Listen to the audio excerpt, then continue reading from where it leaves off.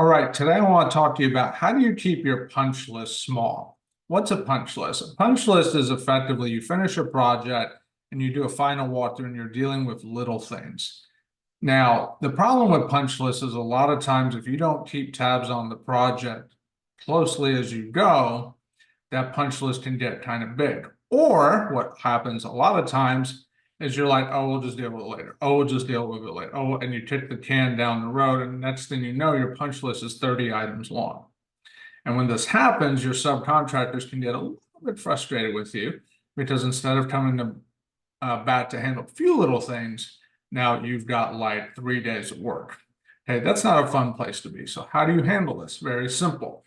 As you go through each step of your construction build or a remodel for that matter, always really complete the task that you're on. Like make sure whoever's working on whatever they're doing, maybe it's sheetrock, maybe they're putting flooring, maybe they're doing a mechanical type thing, whatever it is, make sure they truly finish every last thing they can possibly finish at that particular stage. Not only finish it, but then have it inspected, have it looked at it with a fine-tooth comb. This is going to require slowing your brain down and really, really looking at it.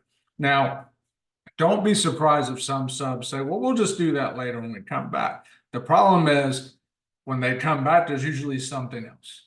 And then there's something else. And it's like a domino effect.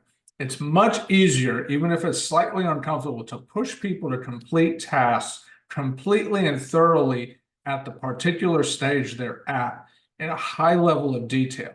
It makes the punch out process at the end so much easier, so much smoother, and quite frankly, quite a lot faster.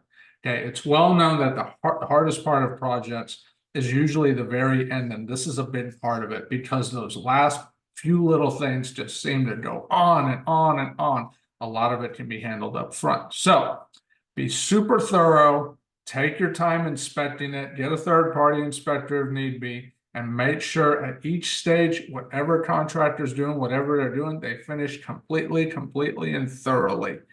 And I promise you, if you make sure you hold pay until it's completely done to your satisfaction, they will get it done. At the end of the day, you're actually empowering them to do better at each stage of the project so that not only you're not kicking the can down the road, neither are they, everybody wins. So see you in another video.